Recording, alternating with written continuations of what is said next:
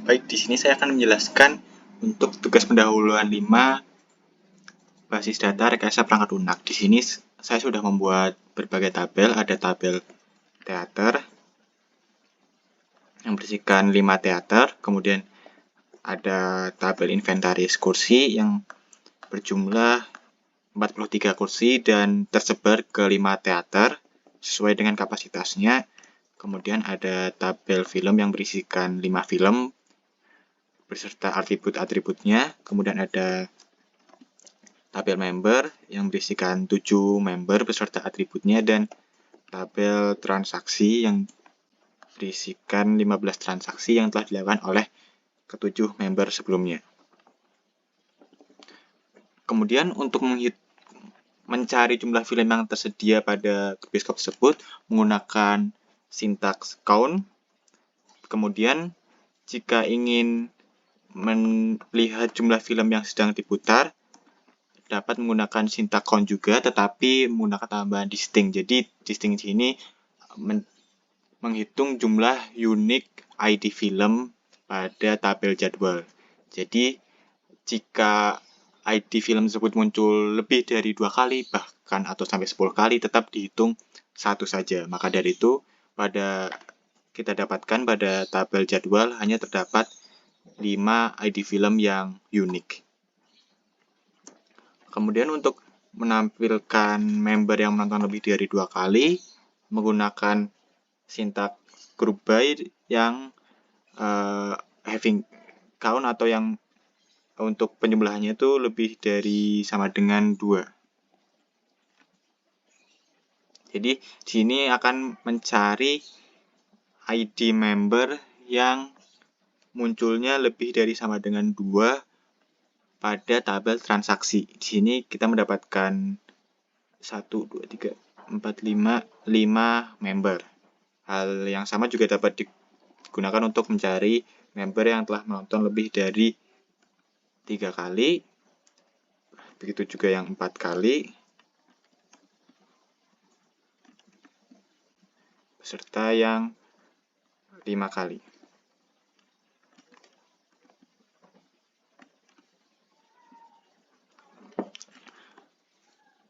Kemudian untuk mencari member termuda dan jumlah film yang telah dia tonton, untuk mencari member termuda dapat menggunakan sintaks order by dengan pengurutan descending. Kemudian hanya ditampilkan baris pertama saja, supaya untuk mendapatkan member dengan umur termuda. Kemudian yang diurutkan adalah tanggal lahir dari tabel member. Kemudian untuk menampilkan jumlah film yang telah dia tonton, maka kita harus menggabungkan dengan tabel transaksi sesuai dengan ID membernya.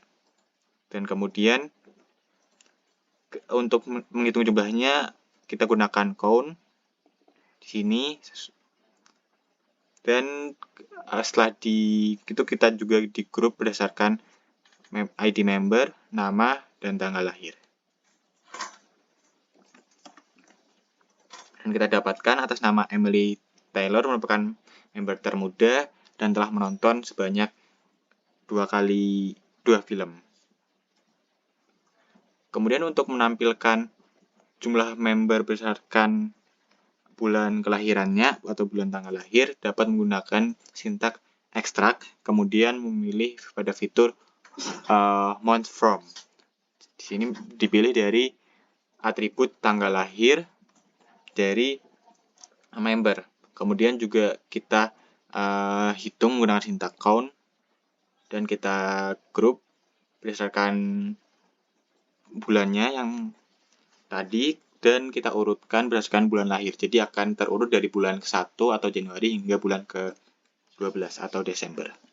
Dan di sini kita sudah mendapatkan ada beberapa bulan yang dimana tidak ada member yang lahir pada bulan tersebut, seperti bulan Februari, kemudian bulan April, dan lain macam sebagainya.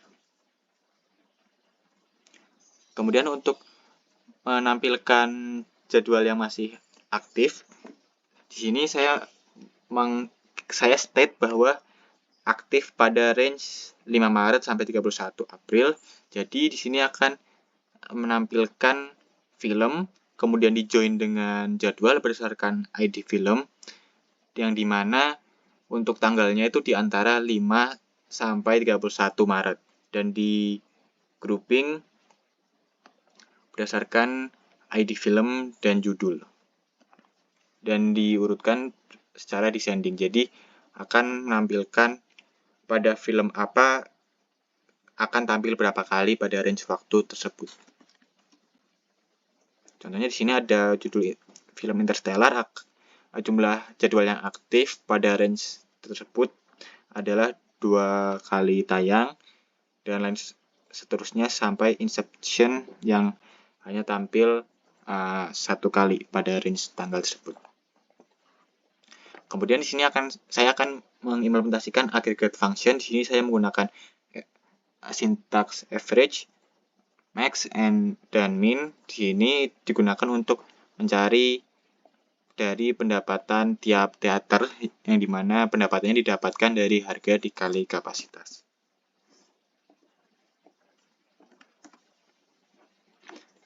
Di sini setelah kita dapatkan nilainya, jadi aggregate function merupakan function yang melakukan suatu operasi seperti average, max, min, dan count yang telah digunakan pada percobaan sebelumnya. Seperti ini pada bagian count. Kemudian untuk scalar function merupakan operasi yang menerima inputan string dan mengoutputkan berupa string. Di sini saya menggunakan upper, lower, dan concat.